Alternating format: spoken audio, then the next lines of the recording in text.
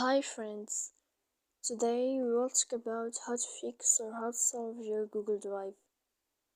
To know how to fix or how to solve your Google Drive app, you should just go to settings. After that we click apps, default apps, app settings. Here in this list we'll enter to the window of Google Drive. After that we'll enter to force stop and we click OK. Here we'll enter to storage.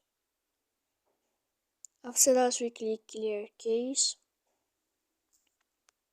And you will go here to Play Store. You will search about Google Drive. You can click uninstall and you can wait to install again your app. So please don't forget to support us by like and subscribe. See you next time in another video.